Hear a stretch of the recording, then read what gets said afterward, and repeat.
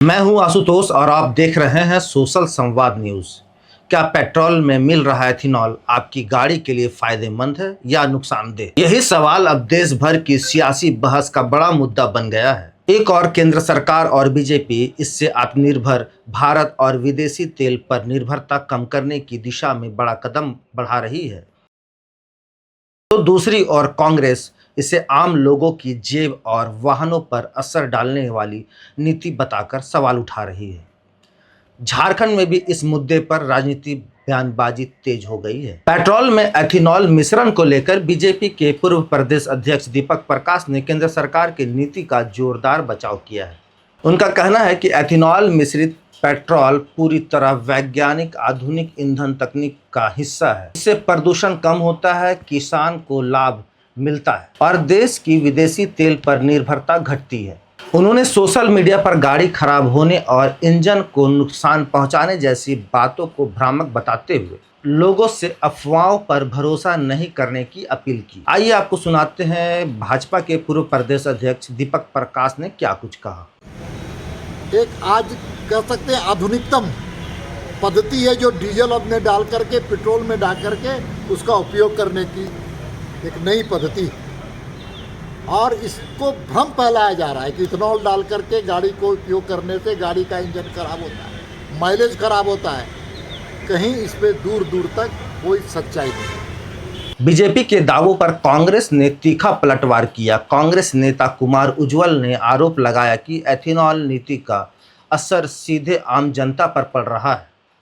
उन्होंने कहा कि कई वाहन मालिक माइलेज कम होने और इंजन पर असर का शिकायत कर रहे हैं। कांग्रेस ने केंद्र सरकार से इस मुद्दे पर जवाब मांगते हुए कहा कि जनता की चिंता को नजरअंदाज नहीं किया जा सकता और सरकार को पारदर्शिता के साथ स्थिति स्पष्ट करनी चाहिए। झारखंड के कांग्रेस नेता कुमार उज्ज्वल ने क्या कुछ कहा, आइए सुनाते हैं। ये तो बच्चों को सरकार अपने बच्चों को स्थापित करने की लड़ाई लड़ रही है। जैसे अमित शाह जी ने अपने बच्चे जय शाह जी को बेटा को बीसीसीआई में किया, उसी तरह अभी नितिन गडकरी जी अपने बेटों को स्थापित और इंडस्ट्रियल बनाने के लिए प्रक्रिया में लगे पड़े हैं। उन्हीं के पुत्र की इथेनॉल की कंपनी है, जहाँ तक मीडिया के द्वारा हमें पता चला है।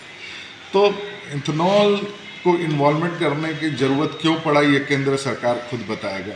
ये इससे माइलेज घट रहा है, इससे गाड़ियाँ खराब हो रही, नई गाड़ियाँ तुरंत खराब हो जा रहा है, उसका फुल टैंक खराब हो जा रहा है, मेंटेनेंस वैल्यू बढ़ रहा है। तो केंद्र सरकार सिर्फ अपने परिवार के जो नेतागण हैं अपने परिवार से सीमित हैं। इस देश की जनता से उनको कोई मतलब नहीं है। इथेनॉल मिला के नए गाड़ियाँ, जो गाड़ियाँ का लाइफ 10 साल 12 साल 15 साल होती थी, वो अब घट के 5 साल 7 साल पे आ जाएगी। जैसा मोटर कंपनीज और ऑटोमोबाइल कंपनीज कह रही है। जितने भी वीडियो इस पे आए हैं, जितने भी लोगों ने अपने फेसबुक आईडी से लाइव किया है, वो कांग्रेसी नहीं थे। अभी बिहार में ही जन स्वराज पार्टी के मनीष जी अपने दुख बता रहे थे, उनकी नई गाड़ी थी।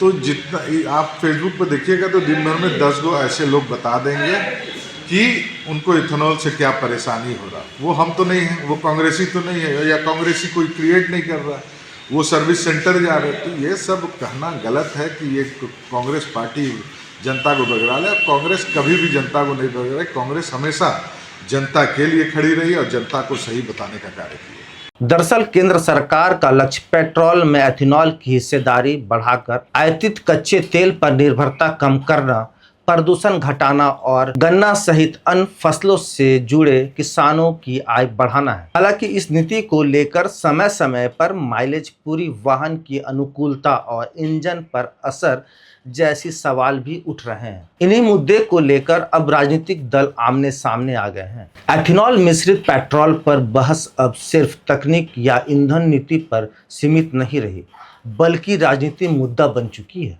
बीजेपी इसे ऊर्जा आत्मनिर्भरता, पर्यावरण संरक्षण और किसानों के हित से जोड़ रही है, जबकि कांग्रेस जनता की जेब, माइलेज और वाहन की सुरक्षा को लेकर सरकार से जवाब मांग रही है। अब देखना होगा कि इस बहस में जनता किस पक्ष के तर्कों को ज्यादा अहमियत देती है। लेकिन इतना तय है कि पेट्रोल की टंकी के साथ साथ सियासत की तापमान भी लगातार बढ़ता जा रहा है। बाकी तमाम खबरों के लिए आप हमारे सोशल संवाद न्यूज़ से बने रहिए। नमस्कार।